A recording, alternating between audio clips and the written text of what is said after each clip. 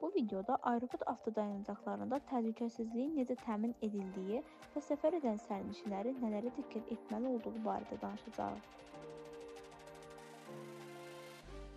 Avtodayanacaq nədir? Aeroport avtodayanacağı səyahət edən insanların avtomobillərini təhlükəsiz şəkildə saxlamaq üçün nəzərdə tutulmuş xüsusi park sahəsidir.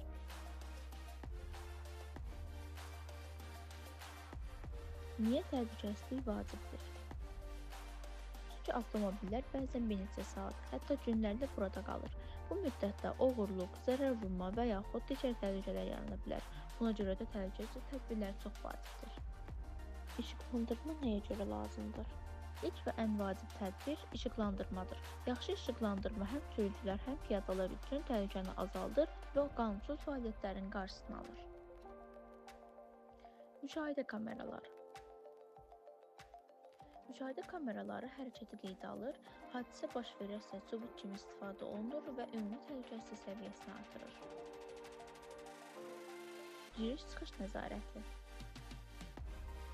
Avtodayanacaqlarda giriş-çıxış sistemləri, baryerlər və bilet terminalları icazəsiz maşınların daxil olmasının qarşısını alır və hərəkəti nəzarətdə saxlayır.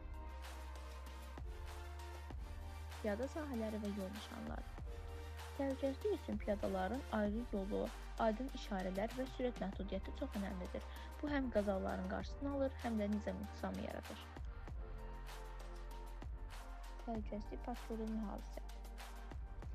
Aeroport təhlükəsizlik patrulu hava limanında insanların və ərazinin təhlükəsizliyini qoruyan mühafizə xidmətidir. Onlar hərəkətə, qaydalara və giriş-çıxışa nəzarət edirlər. Şübhəli vəziyyət görsələr, dərhal müdaxilə edirlər, məqsədləri isə hava limanında təhlükəsiz və qaydalı mühit yaratmaqdır. Videoda görüldüyü kimi təhlükəsizlik patrulu şübhəli şəkildə obyektə yaxınlaşan şəxsi aşkarlayır və dərhal xəbərdarlıq sistemini aktivləşdirir. Xəbərdarlıq siqnalı verildikdən sonra həmin şəxsin ərazidən uzaqlaşdığı müşahidə olunur. Avtodayanacaqlarda tətbiq olunan işıqlandırma, kameralar, giriş-çıxış nəzarəti və təhlükəsizlik patrulları birlikdə sərnişinlərin və nəqliyyat vasitələrinin tam təhlükəsizliyini təmin edir. İzlədiyiniz üçün təşəkkürlər.